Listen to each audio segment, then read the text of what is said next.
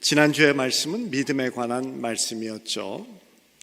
믿음은 강한 신념으로 어떤 사실을 받아들이는 것을 말하는 것이 아니라 삶에서 성령의 인도하심에 순종하며 동행하는 삶을 이야기한다라는 말씀을 드렸습니다. 하나님이 나를 사랑하시고 예수 그리스도가 나를 위하여 십자가에 못 박히셔서 나의 모든 죄를 구원하시고 사하시고 구원하셨다. 성경은 말씀합니다. 이것을 믿으면 구원을 받는다 하기 때문에 먹고 싶지 않은 것이지만 좋다고 하니까 억지로라도 꾸역꾸역 먹듯이 믿어지지 아니하는 사실이지만 억지로라도 그냥 인정하는 그런 것을 믿음이라 하지 않습니다. 그래서 영어 단어로는 지식을 받아들이는 그런 belief라는 단어가 아니라 사람을 믿는다라는 의미의 그런 trust라는 단어를 믿음에 가깝게 사용을 합니다.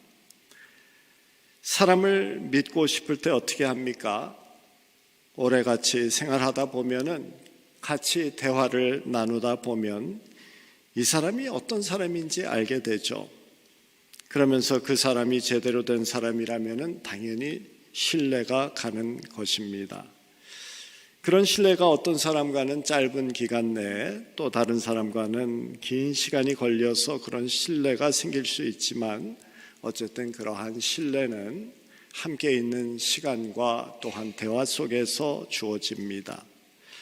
마찬가지로 하나님에 대한 믿음도 억지로 믿어야지 하면서 노력하는 것이 아니라 하나님이 하시는 말씀을 듣다가 보면 이런 생각 저런 생각 들지만은 하나님이시라는 분이 이런 분이시구나 라고 하면서 참 신뢰할 만한 분이네 라는 생각이 자연스럽게 들 것입니다. 그것이 믿음이죠. 그래서 그분의 말씀을 신뢰하고 그 말씀을 따라 살아나가는 것입니다. 그래서 로마서 10장 17절에는 믿음은 들음에서 나며라고 잘 설명해 주십니다. 그래서 구원을 받는 믿음은 대단한 신념으로 하나님이 나를 사랑하신다라는 이 말을 구구단 외우듯이 억지로 머리에 구격구격 쌓아 넣는 자기 최면적인 상태를 말하는 것은 아닙니다. 그래서 하나님의 말씀을 많이 듣는 것이 신뢰가 있는 관계를 형성하는 데 너무 중요하죠. 그렇게 깊은 신뢰가 형성되어질 때 우리는 예수님과 하나 되어졌다라고 말합니다. 그런 신뢰가 생겨서 그 신뢰로 예수님과 깊은 연결이 되어지는 것입니다. 그것을 요한복음에서는 예수 안에 거한다라고도 말합니다. 요한복음 15장 4절부터 6절의 말씀입니다. 내 안에 거하라. 나도 너희 안에 거하리라. 가지가 포도나무에 붙어있지 아니하면 스스로 열매를 맺을 수 없음 같이 너희도 내 안에 있지 아니하면 그러하리라. 나는 포도나무요 너희는 가지라. 그가 내 안에 내가 그 안에 거하면 사람이 열매를 많이 맺나니 나를 떠나서는 너희가 아무것도 할 수 없습니다. 여기서 거한다라는 이 말씀을 신뢰로 바꾸어서 읽어보시면은 이 말씀이 조금 더 우리의 마음에 와닿습니다. 그렇게 예수님을 신뢰하는 그 가운데 하나가 되어질 때 그 말씀은 당연히 신뢰할 만한 말씀이 되고 그래서 그 말씀을 따라 살게 되고 그 말씀을 따라 살 때 열매가 맺혀지는 것이죠. 그것을 성화라고 말합니다.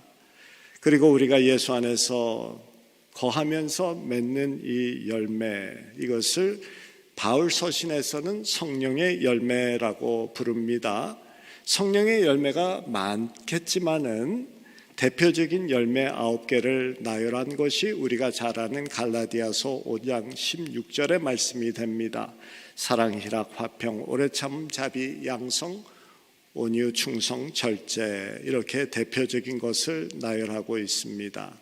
이것이 바로 구원받은 성도가 신뢰하는 가운데 주님과 하나 되어서 성령님이 내 안에 거하시어 나를 인도하실 때 신뢰하기 때문에 순종하면서 살아갈 때 맺는 열매다. 이것을 성화라고 말합니다.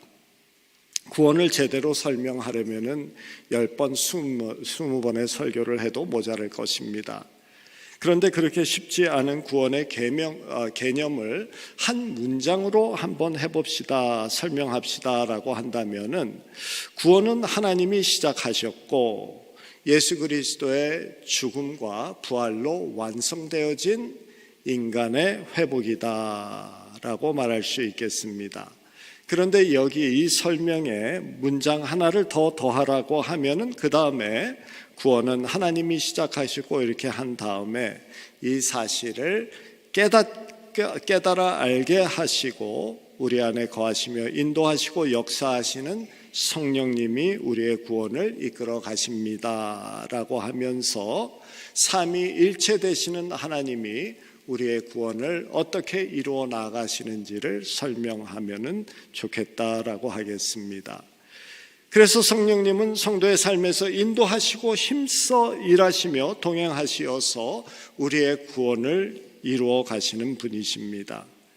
그리고 예수님이 내 안에 거하라 나도 너희 안에 거하리라 라고 하셨는데, 예수님께서는 떠나시고 대신 성령 하나님을 우리 안에 거하게 하시며 이 성화의 작업을 해나가시는 것이죠. 예수님께서 이렇게 말씀하십니다. 내가 떠나가지 아니하면 보혜사가 너에게로 오시지 않을 것이요 가면 내가 그를 너에게 보내리라 라고 말씀하셔서 성령님이 대신 믿는 성도 가운데 오셔서 우리 안에 거하시며 이 구원을 이루어 나가십니다. 그런데 문제는 이렇게 성령 하나님께서 우리와 함께 하시고 우리 안에 일하신다라고 하셨음에도 불구하고 이 성령의 임재하심이 마치 남의 이야기와 같은 때가 많다라는 것이죠. 우리의 신앙의 현 주소는 믿는다고 하면서도 낙심좌절 실패할 때가 많습니다. 믿는다고 하는데 기쁨도 없고 평안도 없고 늘 근심과 불안함 속에서 지내게 될 때도 많습니다. 믿는다고 하는데 내가 스스로 나를 살펴보아도 이 믿는다는 증거가 나의 삶에서 내 마음에 보이지 않을 때가 있습니다.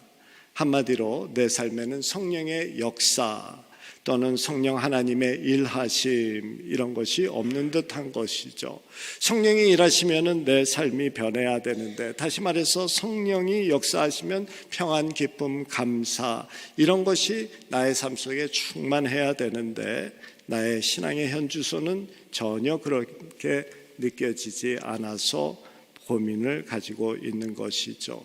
그리고 신앙생활을 오래 하다 보면은 오래 할수록 이것이 습관화 되어지는 것 누구에게나 다 당연한 것입니다. 그래서 스스로 너무 답답하고 때로는 도대체 내가 구원받은 게 맞아라는 생각이, 그런 의심이 생길 때까지도 있습니다. 내 안에 성령이 거하시는 것 맞아? 예수 믿으면은 성령이 거한다는데 라는 질문도 생깁니다. 오늘은 간단하게 성령이 우리 안에 거하시며 하시는 그 일을 성경에서 우리에게 가르치는 두 가지 큰 일에 대해서 말씀을 나누면서 이러한 질문에 답해 보려고 합니다. 그 중에 성령이 우리 안에 거하시는 1차적인 목적은 예수를 믿어 고백하게 하는 그 일입니다. 그래서 성령이 아니면 어느 누구도 예수를 믿을 수 없다라고 우리에게 말씀해 주십니다. 고린도전서 12장 3절의 말씀, 성령으로 아니하고서는 누구든지 예수를 주시라 할 수 없느니라 라고 말씀을 합니다. 예수님을 주님이라고 고백하는 그 믿음이 성도 안에 생기는 것이 바로 성령이 하셨기 때문에 하는 일이다라는 것이죠. 성령의 역사가 없이는 예수님이 누구인지도 알 수 없고 예수님을 알고 싶어하는 그런 마음조차도 생기지 않습니다. 하나님의 사랑을 느낄 수도 없고 하나님의 말씀조차도 귀에 전혀 들어오지 않게 되어집니다. 성령이 일하셔야 우리가 예수를 믿게 되어지는 것이죠. 우리가 주위에 많은 사람들 봅니다. 하나님을 믿지 않는 사람들이 얼마나 많습니까? 그들이 하나님을 믿지 않는 것이 아니라 오늘 말씀을 근거로 보면은 그들은 안타깝게도 하나님을 믿고 싶어도 믿을 수 없게 되어진 경우입니다. 믿음은 성령이 하시는 일이고 인간이 하는 일이 아니기 때문입니다. 그래서 에베소서 2장 8절에서는 너희는 그 은혜에 의하여 믿음으로 말미암아 구원을 받았으니 이것은 너희에게서 난 것이 아니요 하나님의 선물이라. 예수를 믿는 것이, 이 믿음이 하나님이 주신 선물이다 라고 분명히 말씀하고 있습니다. 우리 믿는 사람들 가운데 흔히 있는 오해가 나는 예수를 믿었는데 성령이 내 안에 거하시는 거야 라고 하는 이 생각, 오늘 말씀에 근거해서 말씀이 우리에게 가르쳐 주시는 것은 예수 그리스도를 주로 인정하며 고백할 수 있는 자는 바로 성령이 그 안에 거하시기 때문이다 라고 말씀하고 있습니다. 성령은 예수를 믿는 자 모두에게 임하시고 그 안에 거하십니다.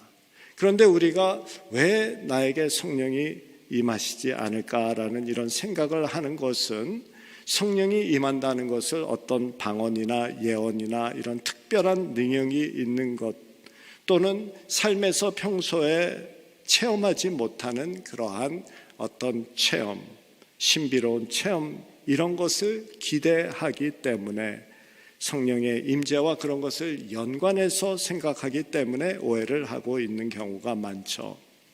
그런 체험과 은사는 사람마다 타고난 기질과 상황과 문화 시대에 따라서 다릅니다. 어떤 사람은 신비한 역사가 있을 수도 있고 또한 체험이 있을 수도 있습니다.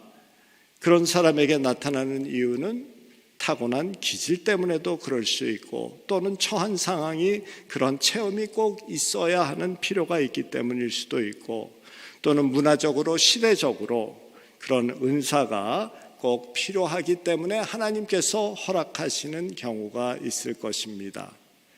그러나 그런 은사와 체험에 상관이 없이 예수를 믿는 사람, 예수를 주로 고백하는 사람, 십자가의 은혜로 구원을 받은 그 사람은 그 안에는 모두 성령이 임하시어 함께 하신다라고 성경이 분명히 말씀하고 있습니다.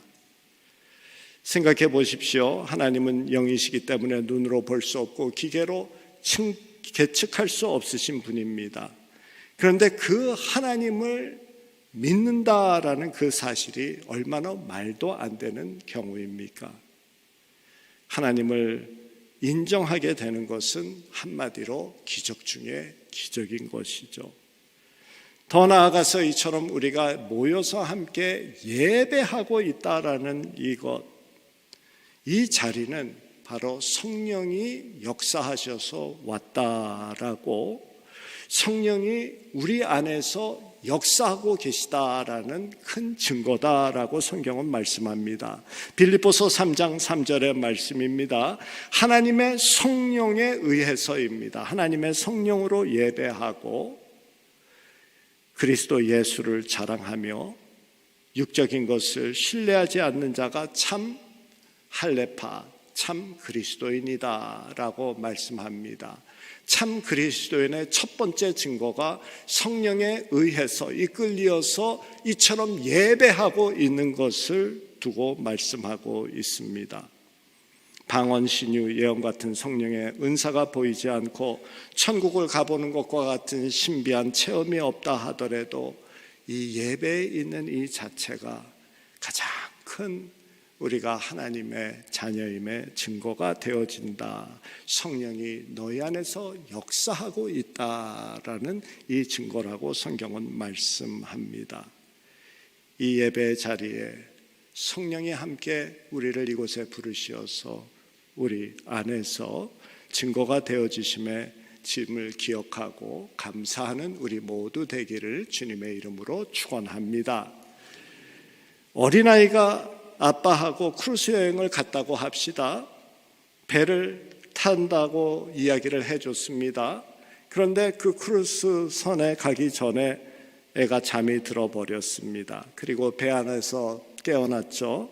근데 배 안을 보니까 침대도 있고 식당도 있고 그리고 놀이터도 있고 다 있고 엄마 아빠도 옆에 있고 다 있습니다. 특별한 게 없어요. 아이는 아빠한테 정말 우리가 배 탄 거야 라고 말할 것입니다. 배가 이래. 나중에 이제 배가 정박해가지고 밖에 나와서 보니 빌딩보다도 큰 배를 보게 됩니다. 너무 커서 배 안에 있는지 몰랐던 경우이죠. 언제 배를 탔어? 라고 생각하는 어린아이와 같이 성도들도 그 크신 성령님의 역사하심 가운데 있을 때에는 그 성령님의 임재하심을 느끼지 못하는 경우가 흔한 것이죠. 성령이 너무 크시고 우리의 삶의 전반적인 것을 다 돌보시는 그 하나님의 운행하심이기 때문에 우리의 감각으로는 쉽게 분별하지가 않을 때가 많은 것입니다. 우리는 벌써 성령의 사람임을 확신하시고 주님을 의지하며 감사하는 저와 여러분 되기를 바랍니다. 성령 충만은 또 다른 것입니다.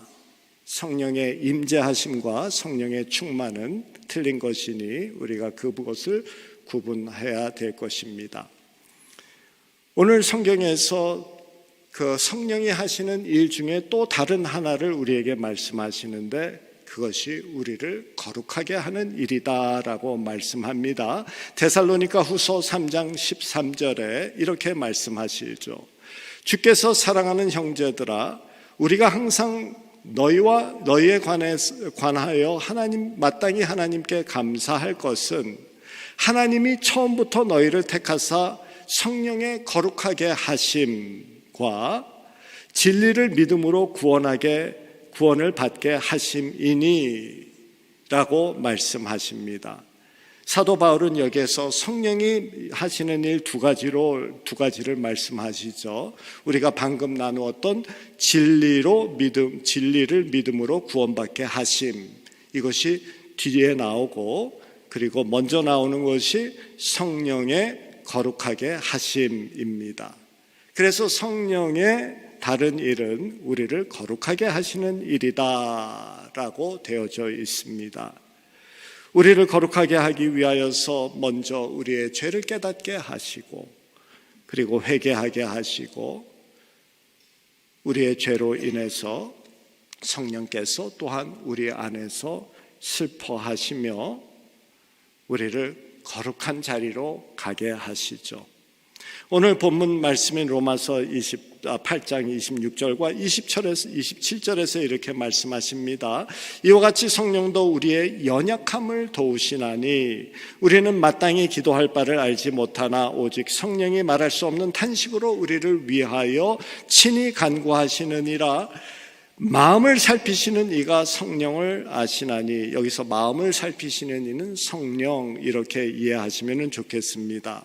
성령님이 성령의 생각을 아시나니 이는 성령이 하나님의 뜻대로 성도를 위하여 간구하심이니라. 성령 하나님은 어머니의 마음을 가지고 계시는 듯합니다. 그래서 초대 교회에서는 성령 하나님을 어머니의 영이라고 불렀을 정도로 어머니의 사랑과 연결해서 성령 하나님을 이해했습니다. 오늘 어머니 날을 맞이했습니다. 우리의 행복을 위하여서 최선을 다해 주신 어머니들을 우리가 기억합니다. 우리의 인생에서 크신 분으로 계셨고 우리를 돌봐주신 어머니로 인해서 하나님께 감사드리는 날입니다. 어머님이 우리가 잘 되기를 원하시는 그 간절한 마음으로 우리를 늘 바라보셨죠. 우리가 연약하여 쓰러질 때는 자신이 무너지고 으깨지는 한이 있더라도 모든 힘을 다하여서 우리를 받쳐주셨던 크신 분입니다. 우리의 배부름을 위해서 당신이 굶으셨습니다. 우리가 부족함을 보시면, 우리의 부족함을 보시면 자신의 살점이라도 팔아서 우리의 부족을 메꾸시고 채우시기를 원하셨던 큰 분입니다. 우리에게 아픔이나 속상함이 있으면 말없는 탄식으로 우리보다 더 안타까워하시며 더 속상해 하시지 않았습니까? 자식을 위해 눈뜨고 밤을 설치고 자식이 어머니의 마음을 살펴야 하는 그런 나이 때에도 어머니는 자식의 마음을 늘 먼저 헤아리시지 않았습니까? 우리를 위해서 눈물을 흘리시며 간절하게 간구하는 큰 분이십니다. 그런 어머니의 마음으로 성령 하나님은 우리가 깨끗하게 되어주시기를 원하시고, 그래서 우리의 죄를 용서하시되 우리가 기억 못하는 것까지, 우리가 모르는 것까지도 탄식하며 간구하시고 우리의 거룩을 이루어 가십니다. 그리고 우리가 더욱 거룩하게 살기를 원하셔서 훈계하시고 가르치시고 이끌어 가시죠. 성령님이 이렇게 우리 안에서 우리를 거룩하게 하시는 일을 행한다. 성령 하나님은 우리 어머니와 같이 우리가 잘 되기를 원하고 정말 선하게 살기를 원하고 행복하기를 원하고 주어진 삶을 아름답게 살아내기를 원하시는 분이십니다. 그래서 유대인 속담에서 어머니의 사랑을 하나님과 연결을 시켜서 이렇게 말했다는 것 우리가 잘 알죠. 하나님은 모든 곳에 다 계실 수 없기 때문에 어머니를 보내셨다. 하나님께서는 등이 없으시기 때문에 어머니를 보내셔서 우리를 업어 키워 주셨고, 가슴이 없으셨기 때문에 어머니의 품을 통해서 우리를 안아 주셨고, 하나님께서는 젖줄이 없으셨기에 어머니를 보내시어 젖을 먹여 길러 주셨고, 어머니의 따뜻한 손길로 우리를 챙겨 주셨다라고 했습니다. 그러므로 어머니는 하나님의 사랑을 이 땅에 보여주시고 가르쳐 주신 분이며, 성령 하나님은 우리를 이끄시며 우리가 정말 깨끗하고 아름답게 살아가도록 어머니의 마음으로 우리와 함께 하시며 돌보시는 분이십니다. 말씀을 마칩니다. 성령님은 우리에게 먼저 찾아오셔서 우리 안에 거하시며 우리를 믿음으로 이끄시고 우리를 거룩하게 하십니다. 성령님은 우리들이 인식하든 인식하지 못하던 예수님이 하나님의 아들이시고 우리의 구주 되신다라는 고백하는 그 모든 이들의 마음에 임재해 계십니다. 그리고 임재해 계신 그 성령님을 슬프게 하지 말자라고 우리에게 당부를 합니다. 에베소서 4장 20절의 말씀이죠. 하나님의 성령을 슬프게 하지 말라. 그 안에서 너희가 구속의 날까지 인치심을 받았느니라. 인치심을 받았다라는 것은 소유권을 말합니다. 우리는 우리가 사랑하는 것을 내 것으로 만들기를 원합니다. 하나님도 십자가의 대가를 치르시고 우리를 하나님의 소유로 만드신 것입니다. 우리를 그렇게 사랑하신 하나님께서 그 하나님 성령님을 슬프게 하지 말자라고 부탁합니다. 인간은 자기를 사랑하는 사람만 슬프게 할 수 있습니다. 사랑하지 않는 어느 누구도 우리는 슬프게 할 수 없습니다.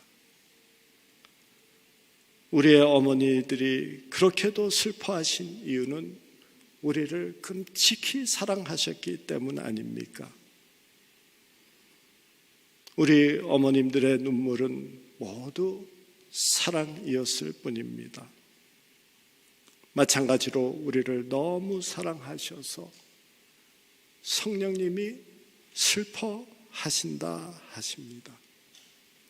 우리 안에 거하시는 성령님을 슬프게 하지 않는 저와 여러분들, 하나님의 뜻대로 거룩함을 이루어 살아가는 저희들 되기를 주님의 이름으로 축복합니다. 성령의 기쁨이 되어서 어두운 세상에 밝은 빛을 발하면서 살아가는 우리 모두 되기를 주님의 이름으로 축원합니다.